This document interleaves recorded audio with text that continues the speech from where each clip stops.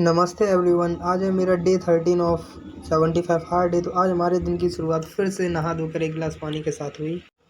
फिर हमने रोज़ की तरह अपने rich dad poor dad book की रीडिंग की, जिसमें आज हमने पढ़ा, जिसमें लेखक बताते हैं आजकल हम अपनी मनचाही चीज़ों को खरीदने के लिए कर्ज लेने पर ध्यान केंद्रित करते हैं और पैसा बनाने पर ध्यान केंद्रित नहीं करते। यह रास्ता कुछ समय के लिए तो आसान है, परंतु लंबे समय में बहुत मुश्किल साबित हो सकता है। फिर उसके बाद हम निकल गए अपने मॉर्निंग के वर्कआउट के लिए, जिसमें आज हमने मॉर्निंग के वर्कआउट में रोज़ की तरह हमने साइकिलिंग की 45 मिनट तक। फिर उसके बाद हमने घर आके रोटी खाई।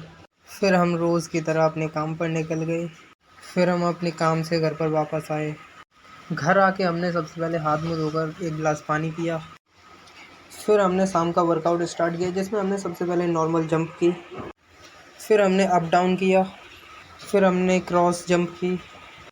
फिर हमने क्रॉस फॉरवर्ड जंप की। फिर उसके बाद हमने 50 स्क्वाट्स किए। फिर उसके बाद हमने पुशअप पोजीशन लेके 1 मिनट तक होल्ड किया। फिर उसके बाद हमने अपना स्टेमिना बूस्ट करने के लिए 1 मिनट तक पंचेस किए। फिर उसके बाद 25 सेकंड में हमने 20 पुशअप्स किए।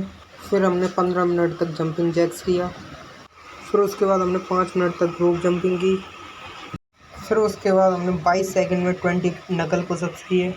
फिर उसके बाद हमने ग्लव्स पहने। फिर उसके बाद हमने पंचिंग बैग पे हमने 50 टाइम्स पंचेस किए एंड उसके बाद हमने साइड चेंज करके भी बहुत सारे पंचेस किए।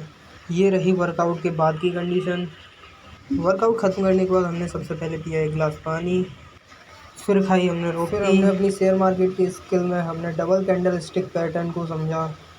ये रही आज की फ़ोटो। आज के सभी टास्क हुए कंप्लीट। बोलो जय श्री राम।